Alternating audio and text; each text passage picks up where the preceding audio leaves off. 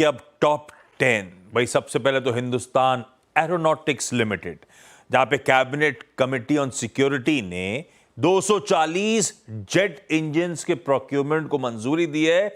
26,000 करोड़ रुपए की कुल वैल्यू उस ऑर्डर की।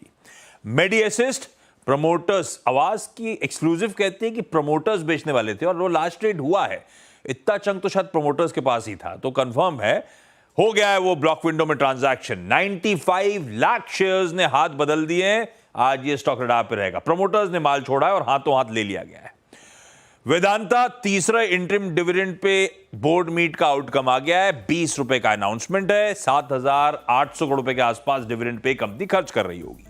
एनएमडीसी के अगस्त मंथ का अपडेट आया। प्रोडक्शन 10% और बिक्री 11% साल दर साल गिरी। ब्रिगेड एंटरप्राइजेस का कल रात क्यूआईपी लॉन्च हुआ है। 1,500 करोड़ रुपए जुटाने की योजना है।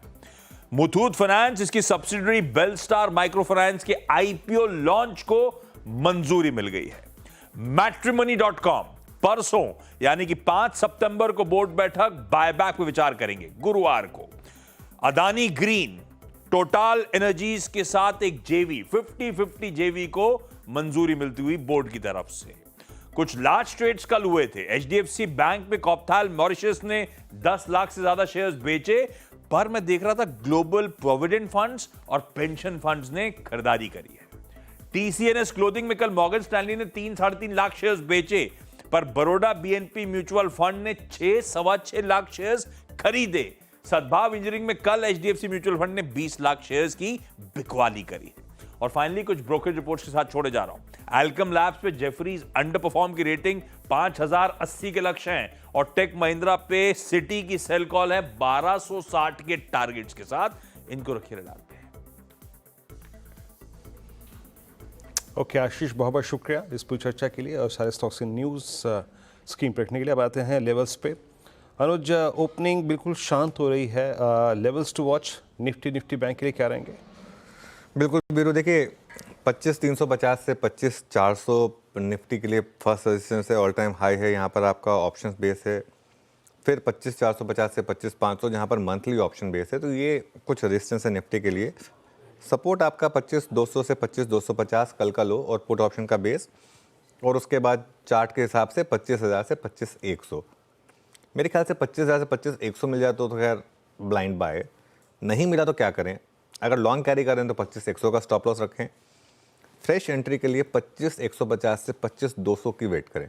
अगर वो मिल जाए तो वहाँ पर बाय है एक 25,000 के स्टॉप के साथ। बैंक निफ्टी को अभी फिर कुछ टाइम के लिए अवॉइड करेंगे क्योंकि जब तक क्लैरिटी ना इमर्ज हो। लेकिन बैंक निफ्टी भी साइन दे रहा है कि कुछ बॉटम बना है यहाँ पर, लेकिन एक बार फिर भी कंफर्मेशन का वेट करेंगे।